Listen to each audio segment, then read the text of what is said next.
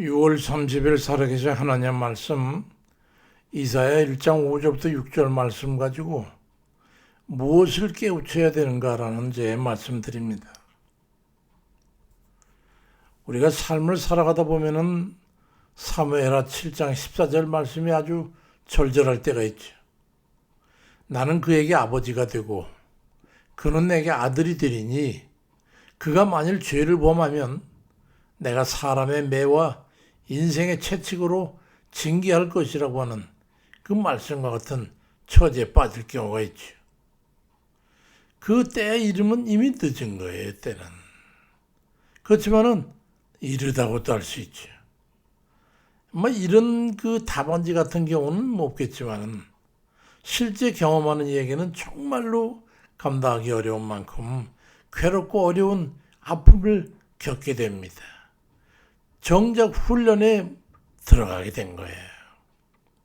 그럴 때 왜 나에게 이런 고통과 괴로움이 찾아왔는지 주저앉아서 괴로워할 게 아니라 거기서 나와서 그 상황을 자기가 바라볼 수 있는 객관화가 될 필요가 있다 이 말이에요.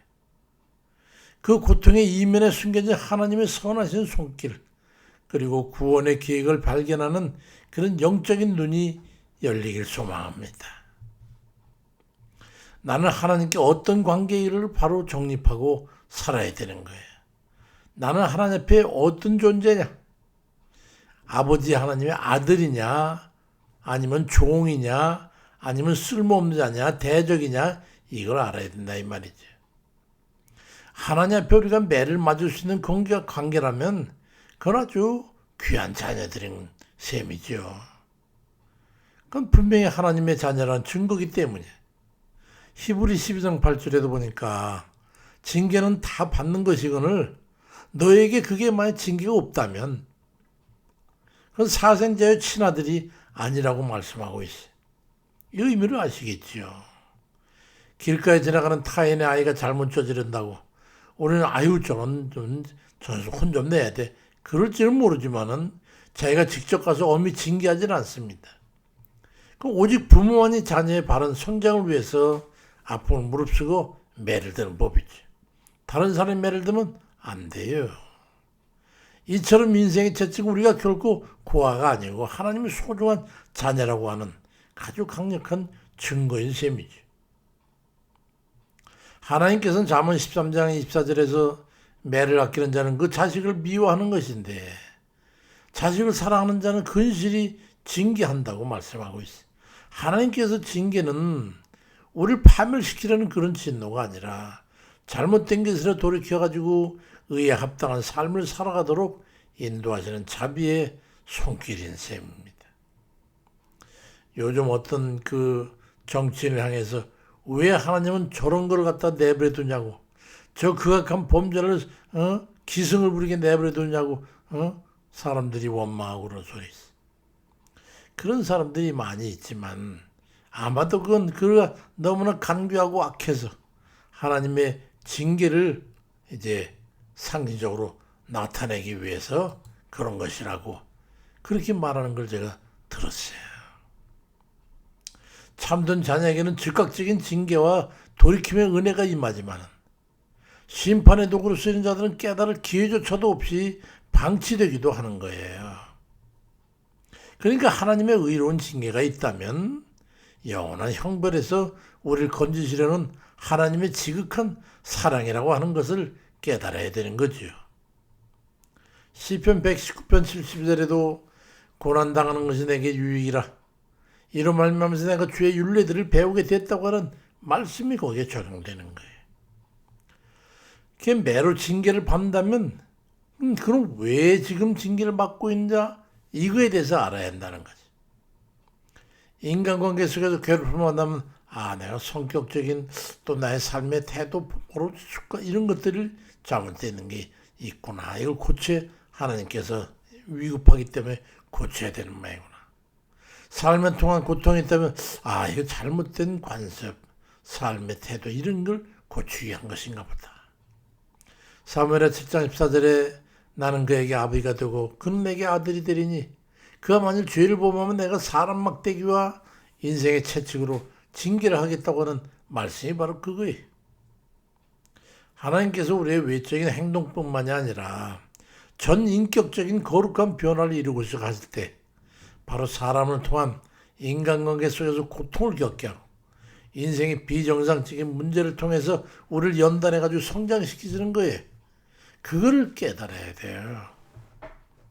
미켈란젤로에 대한 일화를 아시죠? 뭐 유명한 얘기니까 저도 몇 번 인용을 했습니다만은 로마 대성당 건축 현장에서 거친 대리석을 망쳐정으로 그 땡볕에서 깎아내고 있었어요. 그 모습 보고 물었어요, 사람이. 그러자 나는 이 거친 대리석 같이 있는 아름다운 천사의 형상을 밖으로 끄집어내기 위해서 나머지 부분을 즐겁게 깎아내고 있는 중이요. 대답했다는 유명한 이야기죠. 이건 하나님이 우리를 향한 어떤 그런 형태를 상징화하는 그런 좋은 이야기거리죠. 하나님께서 우리의 삶에 인생의 재치과 사람의 매 같은 그런 매와 징계를 허락하시는 이유가 있다면 그건 바로 우리 안에 감추어진 천국 시민의 형상을 끄집어내고 또 예수 그리스도의 성품을 온전히 끄집어내기 위해서 우리의 불필요하고 모난 부분들을 깎아내시는 사랑의 손길인 거예요.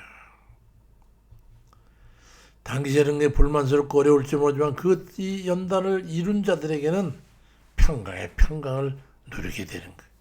그런 하나님의 뜻을 깨닫게 되면 그에 합당한 변화와 회개에 합당한 삶으로 방향을 전환해서 살아가야 돼요. 그렇지 않으면 그걸 감당할 수가 없어요. 하나님은 그 뜻을 이루게 되는 결코 연단을 멈추지 않기 때문에 그렇습니다. 이사야 1장 5절 6절에도 너희가 어찌하여 매를 더 맞으려고 폐역을 거듭하느냐. 온 머리는 병들었고 온 마음은 피곤하였습니다. 발바닥에서 머리까지 성한 곳이 없이 상한 것과 터진 것과 새로 맞은 흔적뿐이거늘 그것을 짜며 싸매며 기름으로 부드럽게 함을 받지 못하는구나. 그렇게 한탄하고 있는 거예요. 이런 여러 가지 형태의 매와 징계가 올 때 우리는 완악함을 버리고 얼른 그 뜻을 깨우쳐서 하나님 뜻 앞으로 돌이켜 나아가야 되는 거예요. 하나님의 훈련 과정에 들었다는 생각이 들면 얼른 전심을 또 마음의 진심을 가지고 회개와 변화를 꾀해야 합니다. 자신의 신앙에 문제가 있는지 잘못된 삶의 습관이 있는 건지 버려야 될 그런 죄악의 문제가 있는지 습관화된 그런 아주 음란한 그런 것들이 있는지 털고 일어서야 될 그 자리에 앉아있지 않은지 스스로 깨닫고 회개하고 변화를 기해야 된다 이 말이에요. 우리를 온전한 회개와 영적인 성숙으로 이끄는 징계의 목적을 이루게 되면 곧 그것이 풀리고 끝나게 되기 때문입니다. 호세아 6장 1절에도 오라 우리가 여호와께로 돌아가자. 여호와께서 우리를 찢으셨으나 도로 낫게 하실 것이고 우리를 치셨으나 싸매어 주실 것임이라고 말씀하고 있어요. 변화를 결단하고 주님 품으로 돌아갈 때 참된 치유와 축복이 시작됩니다. 하나님의 선한 징계를 통해서 영육의 평안과 구원의 뜻을 이루어야 합니다.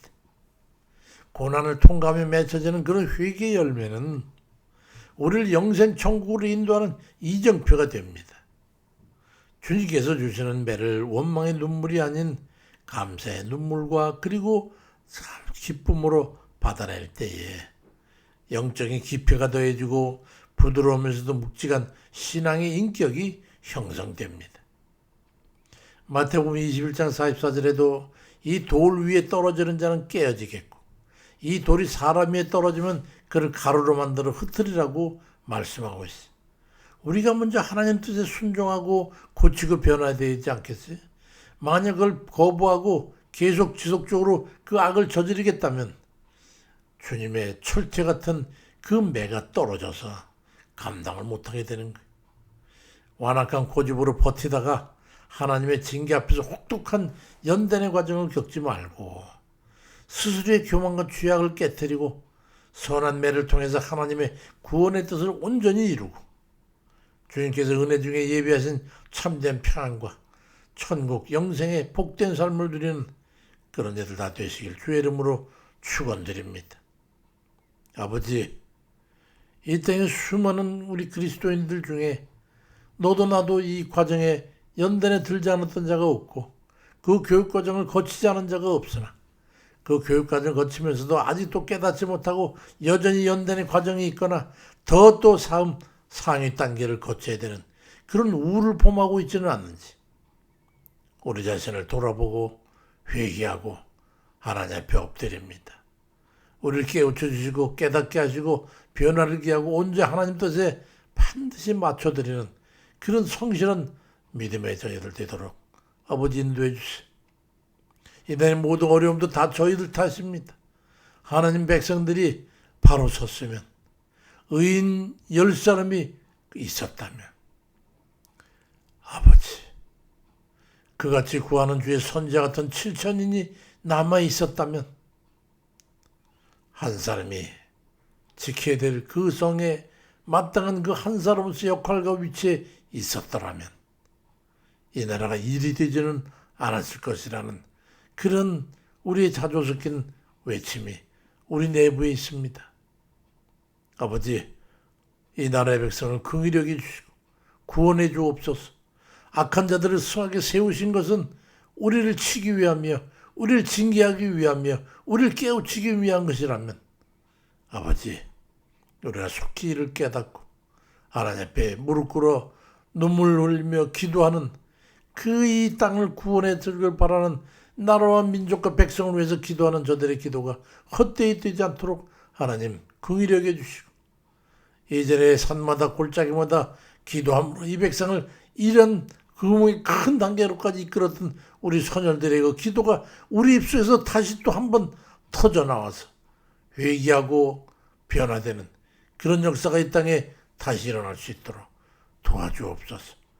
우리 자주 섞인 목소리들 뉘우침이 있으나 회개가 느렸고 또 의자부자는 자비와 긍휼을 원하나 부르짖어 기도하지 못하고 아버지 이래나 저래나 무관심하게 내팽개치고 있는 이 어리석고 무능한 이 백성들을 긍휼히 여기소.